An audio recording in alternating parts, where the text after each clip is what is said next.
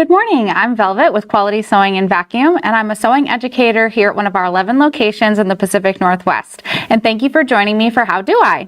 So today I'm going to talk about your bobbin and your bobbin case. So your bobbin is one of the most important things that comes to your sewing. So your bobbin thread interlocks with your top thread on your machine to create your stitch. And having a nice tightly wound bobbin is very important. So let's go over different types of bobbins here first. So here I have an array of different styles of bobbins. So these two here in my hand are two different styles of class 15, and a lot of people consider these to be universal style bobbins. That being said, there really isn't a universal bobbin that works in every type of sewing machine. Now, class 15 bobbins come in both plastic and metal styles, and each one is going to be different depending on what model of machine that you have. So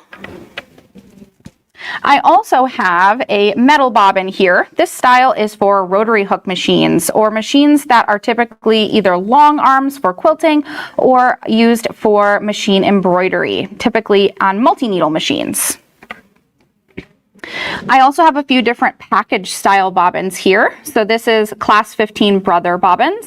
We have metal bobbins here for that rotary hook style. I also have pre-wound bobbins, which I'll talk about in just a moment. And then we also have some bobbins from both Pfaff, Viking, and Bernina, and each one is unique to their model of machine. The great thing about these bobbins is that typically these are going to be listed in your machine's manual when you purchase a machine on which one that they use. A lot of these brands besides Brother and Baby Lock are going to use a variety of different styles depending on the year that the machine was made as well. So it's really important to understand which style your machine takes.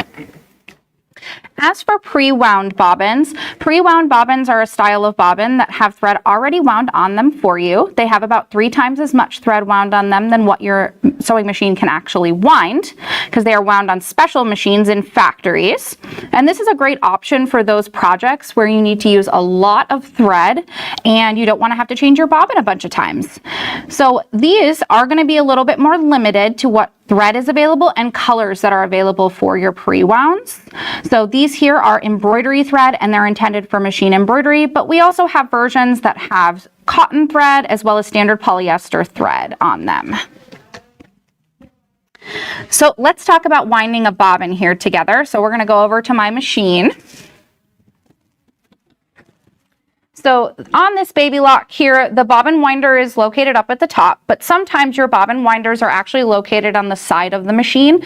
Just depends on the model that you have. So for this one here, we're going to start by taking your top thread and making a long tail to work with. And the great thing about this model is that the steps for winding a bobbin are listed right on the top.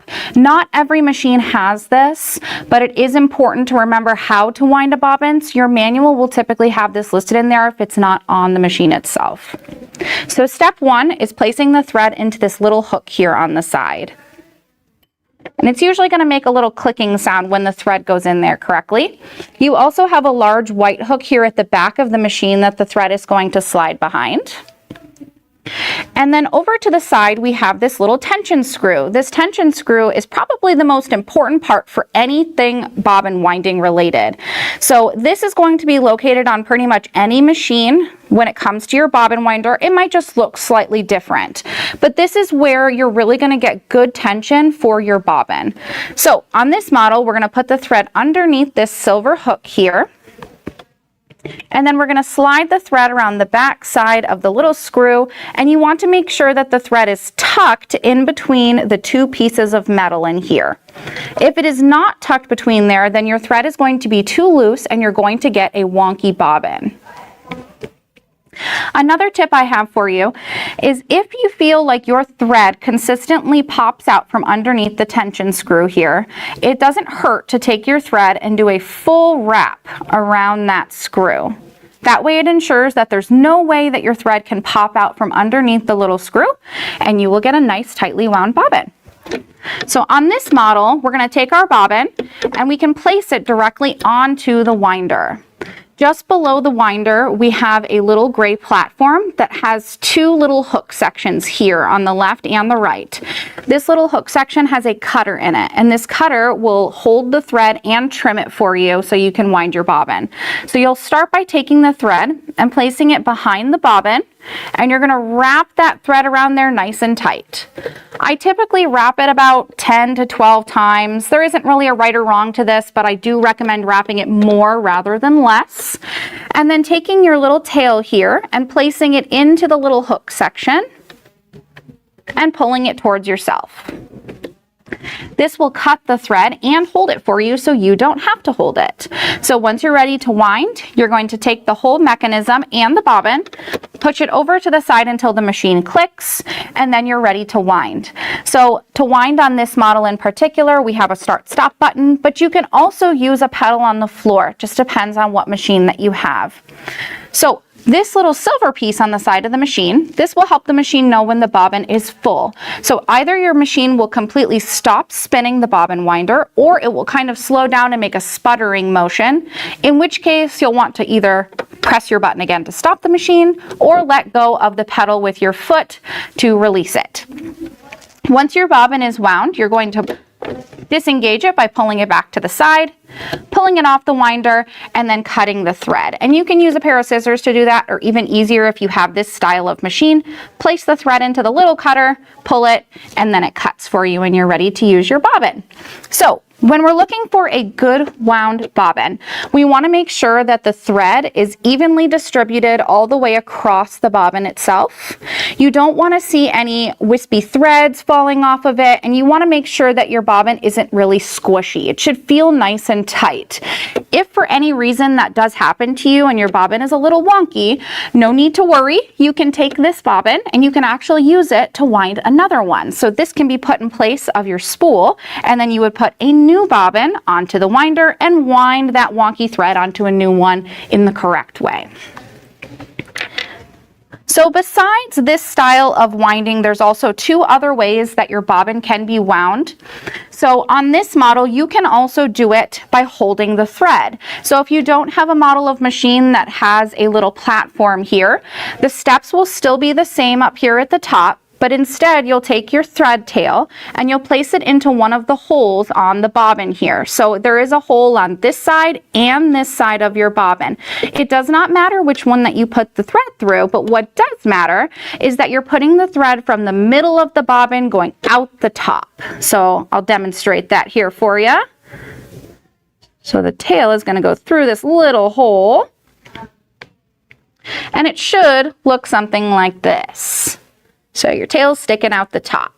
Now I'll place my bobbin on the winder, and the tail will be sticking up, and I'll engage the bobbin winder, and I'm going to hold on to the tail nice and tight. I want to make sure that when this starts winding, that the thread is held tightly in my hand so I don't let it go. You typically do not want to let this go, because if you do, what can happen, the thread can wrap around the case or the bobbin winder. It can wrap around the bobbin itself and then distort the way that your bobbin winds, and then you may have to wind a new one. So I usually let this wind for about 10 to 15 seconds. I just want to see a good amount of thread build up on the bobbin itself, and then I can take my scissors and I can cut the tail close to the bobbin so I don't have to hold it the whole time.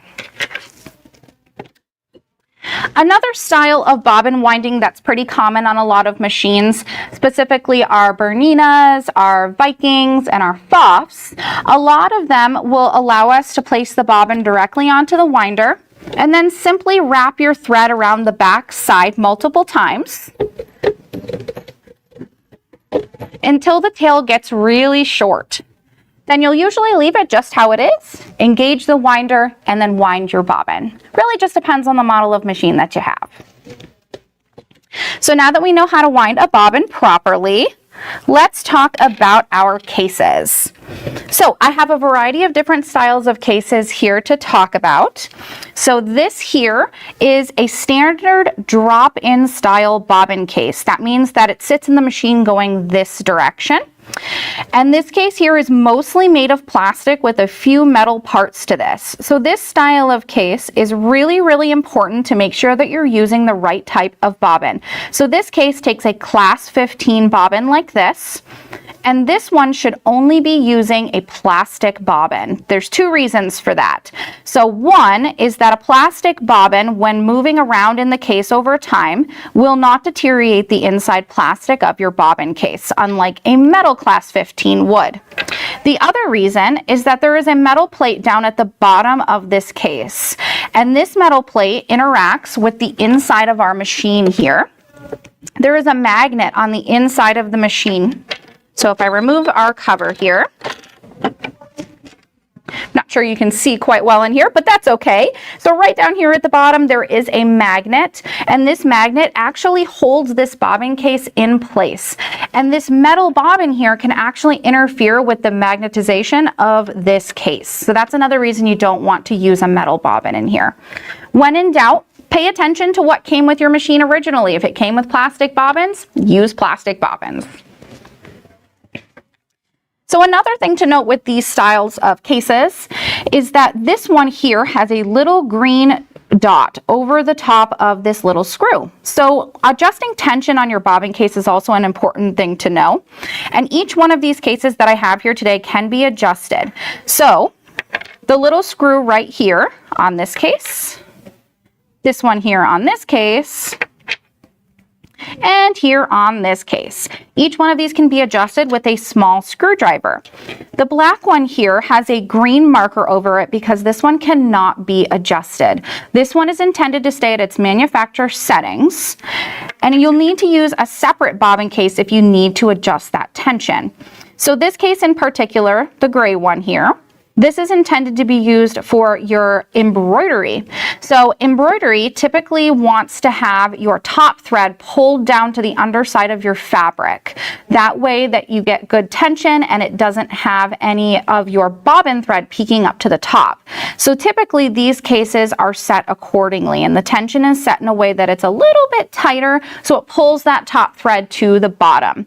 That being said, you can make adjustments to this case if you need.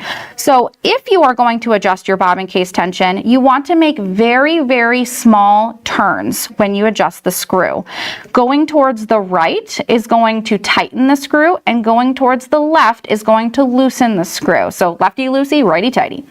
And when I make this adjustment, I'm placing the screw or the screwdriver into our screw and then just very slightly making a little turn. That's really all you need to make an adjustment. Once I've made that adjustment, I will place my bobbin case back into my machine and I will do a test stitch, and I'll make sure that I test it on the same type of fabric that I'm going to be sewing on. Different fabrics will react differently to different tensions. So if I'm going to be sewing on denim, I don't want to test on a piece of stretch fabric. If you are afraid to adjust your bobbin case tension, that's okay. We have 11 locations here in the Pacific Northwest. You can come and bring your machine to one of our amazing technicians or our employees that can help you adjust your case. And if you don't have a location like us in your area, you can always refer to one of your local dealers and they can help you with that as well. All right, so if I am interested in playing with my tension because I think something might be going wrong with my machine, before I typically adjust this little screw on the case, I will do a couple different steps on the machine itself before I ever get to that tension screw, because there is no number system on the screw itself and it can very easily be thrown out of place if you don't know what you're doing. So a few things I like to do on my machine before I ever touch the case is I like to make sure that my top thread is threaded correctly. And I'll also make sure that the bobbin is in the bobbin case correctly. So let's talk about that here. So when we look at our bobbin cases, there is a specific direction that the thread goes into each one of these. So in our drop-in styles, the bobbin is always going to go counterclockwise. So what that looks like is that your tail of thread is always going to be on the left side of our bobbin. If it helps you remember, I think that it looks like the letter P, and that makes it a lot easier for me to remember. So then this bobbin here will get dropped into its case, and then you're going to look for the little hook down at the bottom here. So this little hook, the thread is going to slide into it. Once the thread is slid into the hook here, I like to place my finger on top so the bobbin does not spin, and then you will gently pull the thread up towards the top of the case, and you should be able to feel a little bit of tension when you're pulling on it as well. Another good way to indicate if it's in the tension or not is when you pull it, you should feel a little bit of resistance. Now I can place this back into my machine, and it goes right back into its little holder here. And a lot of our bobbin cases actually have little markings on them to make sure that you put it back in correctly. So on these cases in particular, we have a little white arrow down at the bottom, and then a little white dot in the metal here that you're going to meet with the two. So that way your case is in correctly. If your case is not in correctly, the machine will not sew correctly. And a lot of the time what can happen is you can get strikes on your bobbin case from your needle or something hitting it. So another thing to look for is whether or not your bobbin case is in good shape, because the condition of your bobbin case will actually affect the way that it sews as well. So this bobbin case that I have here looks perfect. So there is no strikes on our bobbin case. The plastic looks nice and even. If I run my fingers against the side, there's nothing catching. I don't feel any grooves. If you're looking at a bobbin case that's probably past its prime, it's going to have little hole marks on here from a needle hitting it. It could have a piece of the plastic broken off of it. Different things can happen depending on what damage was done to it. But if that is the case, you're going to want to consider getting a new bobbin case. Otherwise, your machine may not operate properly. Now on to our other styles of cases here. So these are two different metal cases we have. This is a front loading bobbin style, and it has a little arm here. When you hold on to the arm to remove it from the machine, this also holds the bobbin in place. So if you flip it upside down, it's not going to fall out on you. The other style here is for a rotary hook, and like I said, this one is for your multi-needle embroidery machines, as well as your long arm machines and straight stitch machines. Both of these are pretty similar to each other, but typically their tensions are set a little bit different, but the bobbin is going to go in the same way for both of these. So opposite of our top loading style, these bobbins are going to go in clockwise. So if I grab my bobbin, which are metal cases here like this style can actually use both a plastic class 15 and a metal class 15. Either or is fine for this model. But for our rotary hook style, we're typically only using either pre-wound multi-needle embroidery bobbins, or you want to use the metal style bobbins that they typically come with. These ones typically do not use plastic. So inserting my bobbin in here, we want to make sure that this is going clockwise. So that means this time the thread is going to be on the right side and that our bobbin looks like the letter Q. So you'll place your bobbin into the case and you're going to pull the thread around the case until you find this little slot right here. Once the thread is in the slot, I put my finger on it so it does not spin, and then I'll gently pull the thread underneath this plate here, and it will get pulled in between the plate and the bobbin case itself, and it will make a really quiet little clicking sound. You probably didn't hear that from here. But if the case is, or if the thread is in the case correctly, you should be able to hold your thread like this without the machine or without the bobbin case pulling down. And now we would be ready to place it back into our machine.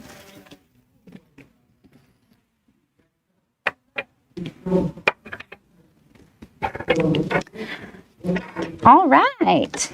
Do we have any questions on anything we've gone over today on our bobbins or our bobbin cases?